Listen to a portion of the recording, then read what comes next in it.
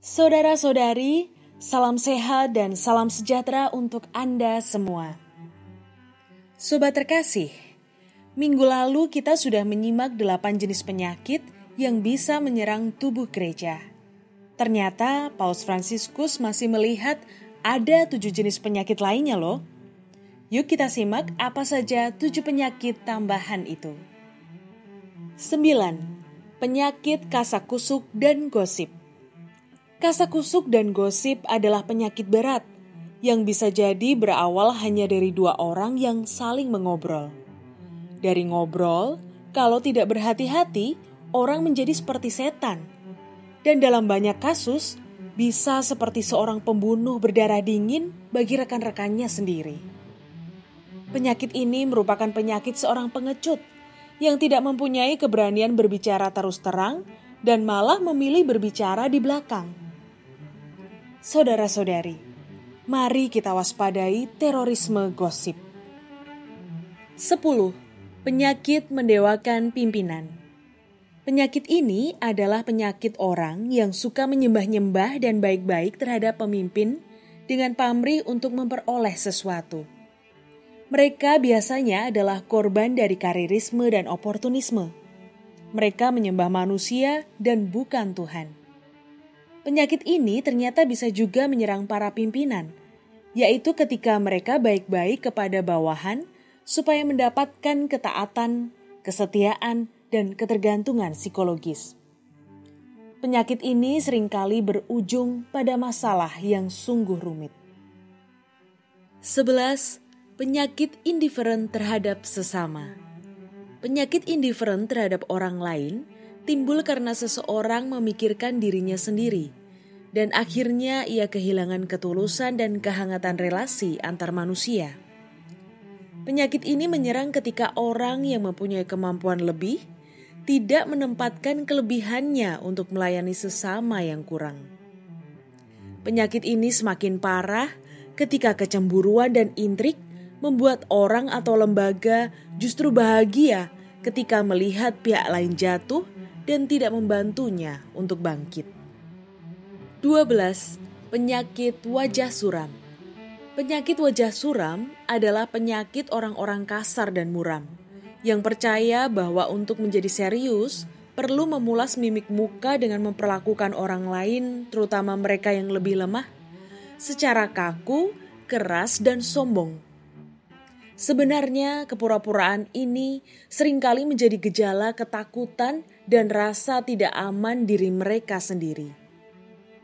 Seorang Kristiani harus berupaya untuk tetap sopan, tenang, semangat, dan memancarkan kegembiraan dimanapun dia berada. Jadi, jangan kehilangan kegembiraan dan rasa humor, bahkan kemampuan untuk menertawakan diri sendiri. 13. Penyakit suka menumpuk materi. Penyakit suka menumpuk materi ada pada diri orang yang mencoba menenangkan kekosongan eksistensial hatinya dengan menumpuk kekayaan material. Orang mendapatkan materi bukan karena kebutuhan, tetapi karena sekedar ingin merasa aman. Sebenarnya tak ada satu hal material pun yang bisa kita bawa serta. Kain kafan tidak punya kantong, dan semua harta benda duniawi tidak akan pernah bisa mengisi kekosongan itu. Menumpuk materi memperberat dan memperlambat langkah kita. 14. Penyakit lingkaran tertutup. Penyakit lingkaran tertutup adalah penyakit ketika rasa menjadi bagian dari kelompok tertentu lebih kuat daripada kesadaran sebagai bagian dari satu tubuh Kristus sendiri. Penyakit ini awalnya mungkin muncul dengan intensi yang baik, tetapi lama-kelamaan menjadi seperti kanker yang mengancam harmoni sebagai satu tubuh. Penyakit ini merusak tubuh dari dalam, seperti yang dikatakan Yesus. Setiap kerajaan yang terpecah-pecah pasti binasa. Dan setiap rumah tangga yang terpecah-pecah pasti runtuh. 15. Penyakit keuntungan duniawi. Penyakit keuntungan duniawi dan penyakit eksibisionisme menyerang ketika orang mengubah pelayanannya menjadi kekuasaan, dan ujung-ujungnya mengarah pada mencari keuntungan duniawi atau kekuasaan yang lebih besar lagi. Penyakit ini ada pada orang yang tidak pernah puas melipat gandakan kekuasaan dengan cara memfitnah, mencemarkan nama baik, dan memojokkan pihak lain supaya ia kelihatan lebih unggul.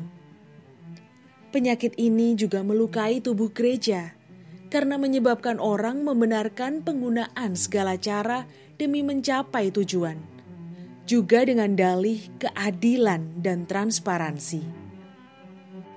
Sobat terkasih, itulah 15 diagnosis penyakit yang disampaikan Paus Fransiskus. Ternyata tidak satu pun dari kita yang kebal penyakit-penyakit ini. Anda, saya, komunitas kita, kira-kira mengidap penyakit yang mana ya? Kalaupun sakit, semoga lekas sembuh. Mari kita mawas diri supaya kita, komunitas, dan gereja kita terbebaskan dari penyakit-penyakit yang merusak kesatuan tubuh gereja. Salam Ecclesia Semper Reformanda.